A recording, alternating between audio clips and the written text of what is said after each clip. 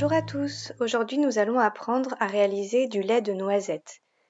Alors vous voyez, moi j'ai la chance d'avoir un noisetier à la maison, ce qui me permet de ramasser mes noisettes, mais vous pouvez très bien aussi acheter vos noisettes en magasin bio.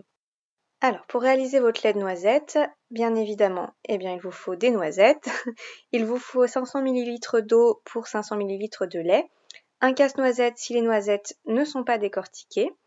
Et puis, vous voyez là, j'ai acheté un petit ustensile qui sert justement à faire du lait végétal que j'ai acheté à Lidl.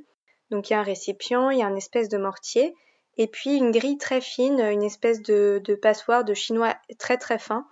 Bon bien sûr, c'est pas obligatoire, hein, vous pouvez trouver tous ces ustensiles les uns à part des autres dans le commerce. Pour faire votre lait de noisette, donc il faut mettre d'abord de l'eau dans un récipient. Donc moi j'ai voulu faire 500 ml de lait, il faut 500 ml d'eau. Pour 1 litre de lait, il faut 1 litre d'eau. Ensuite, il faut décortiquer les noisettes à l'aide d'un casse-noisette. Pour 500 ml, il en faut à peu près une quarantaine. Après, si vous voulez faire 1 litre, bien sûr, il en faut le double. Faites attention, peut-être commencer avec moins de noisettes selon votre goût et puis après vous pouvez en rajouter de toute façon pendant la préparation. Alors, une fois que vos noisettes sont décortiquées, il faut mettre l'espèce de partie passoire dans l'eau, ajouter les noisettes et il faut mixer le tout. Donc faites bien attention de mixer à l'intérieur de la passoire. Donc vous voyez, plus vous mixez, plus l'eau va se colorer. Donc ça, c'est votre lait de noisettes. Donc plus vous voulez que votre lait soit épais, plus il faut ajouter de noisettes à la préparation.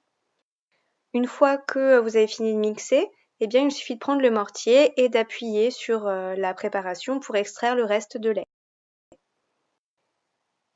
Une fois que c'est terminé, donc là votre lait concrètement il est fini, il suffit de mettre votre mélange dans un bocal, dans un bol, dans n'importe quoi, peu importe, une bouteille que vous mettrez ensuite au frigo pour le conserver quelques jours. Pour plus d'informations, n'hésitez pas à aller voir l'article lié à la vidéo sur le blog, tout ça c'est en barre d'infos. Et puis voilà, je vous remercie de m'avoir écouté, à bientôt pour de prochaines aventures et surtout si vous avez aimé cette vidéo, n'hésitez pas à vous abonner.